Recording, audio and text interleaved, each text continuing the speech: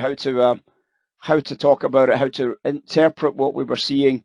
And we had a good chat about it this morning to see what everybody thought. Seemed to be relatively well accepted. I don't know how people like it or whether they do like it, but it seemed as if the 3 or 4 people that were talking to me about it all suggested that it was looking good enough. So we're obviously just that's the kind of final piece that I wanted into the code, and we're ready to see what happens next. Just as completeness, we've actually got a maximum sell on Bitcoin that came in at 43 handle, 42.85. It dropped down to 41.80s, so it was about $1,000 profit on Bitcoin sales as well, and that was pretty good as well. So we're getting stories.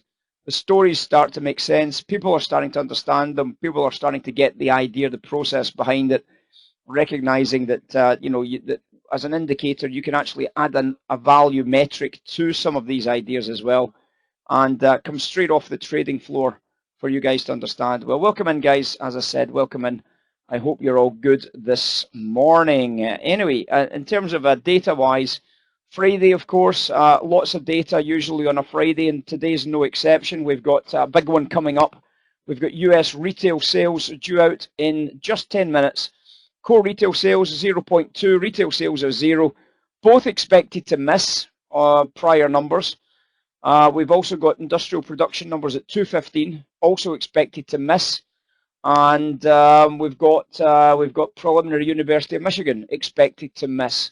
So well, obviously, once these numbers start to come in, we might well see some opportunities to trade against the US dollar. We are down into swing lows here on the pound and the euro, and there may well just be an opportunity to pick up some business here. The S&P, we talked about the big sell that we had in the morning session, and it finally broke, and it broke really, really well to the sell side for us. We made a lot of money on that short trade eventually, going from a high price of 76s down to a low price of 24s for 50 points. Who was with me on the 50-point sell-off on the S&P, by the way, guys? Who was with me on the $2,500 sell-off on the S&P? We talked about it this morning, and we did a little classroom on it this morning as well. And my goodness, did it have a good rip or what? I mean, it was a spectacular bit of ripping sell side business. We did buy a bounce, but we got back into the squeeze, and then we made the second measured move to the downside here. We got a second measure all the way down. You can see going from the first measure to the second measure. There was a second measure right there. That was the low price. Nobody got on board with me on this trade. I can't believe that, guys. I talked about this a lot this morning, this top line sell, and I kept saying that we were disappointed that we didn't get a bigger pop on this as a sell trade. I can't believe nobody's taken it. That is really quite sad, because we also took out the big supply line at 40. I also said in last night's tweets that this is still slippy below the 47 handle, right? It's still slippy below the 47 handle. Well, we're 30 points below the 47 handle. It's still very slippy. Still very slippy.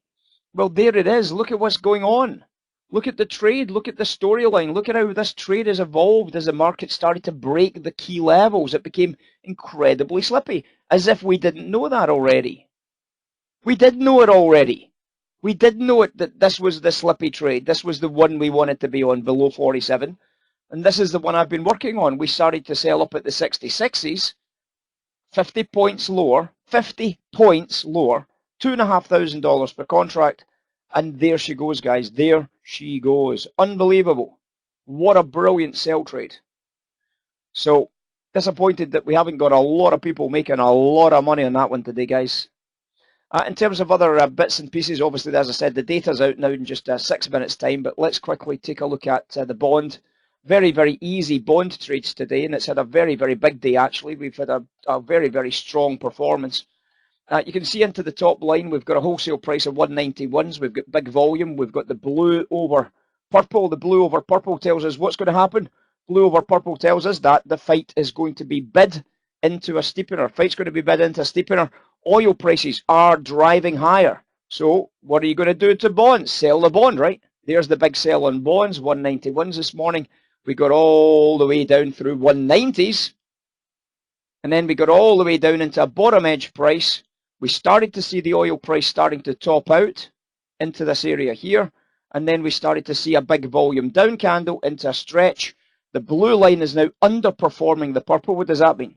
Well, I'm going to be buying the ZB, selling the ZF. If I'm selling the ZF, what am I selling? The fight. If I'm going to be selling the fight, what's going to happen to bond prices? I'm going to buy bonds. I'm going to make money to buy bonds at a bottom edge. What happened to the bond?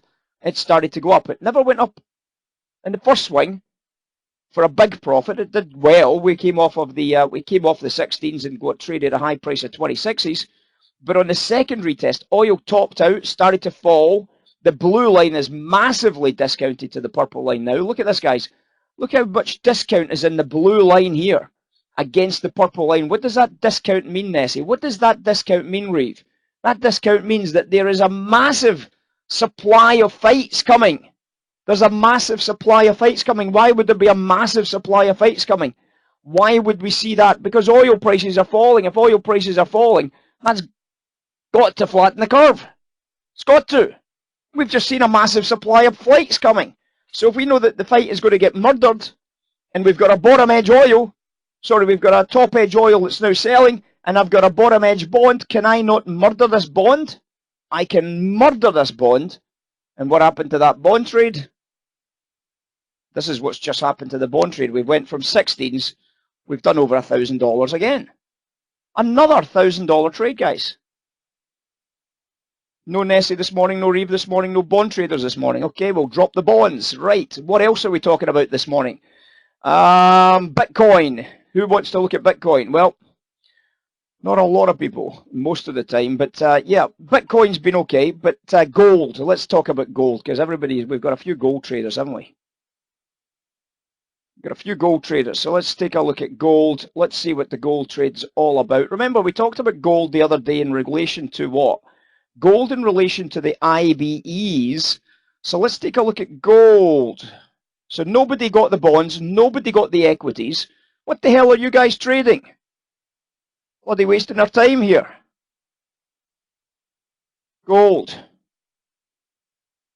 Can't find the bloody gold. Right, we'll do gold in a minute. Ah, there it is here. So we've got the gold.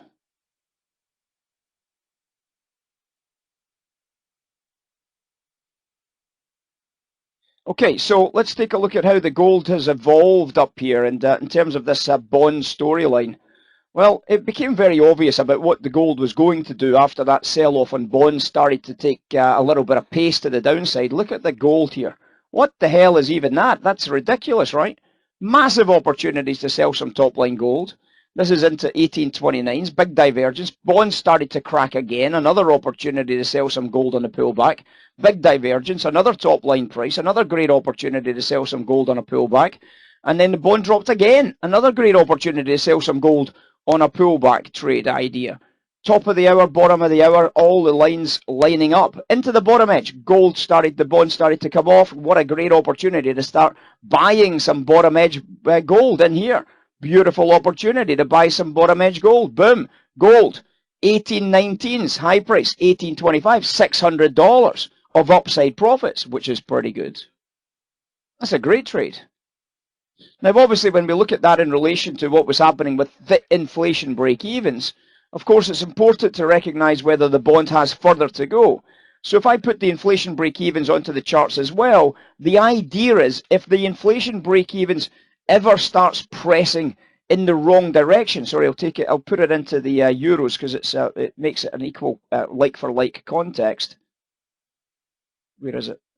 Here it is here.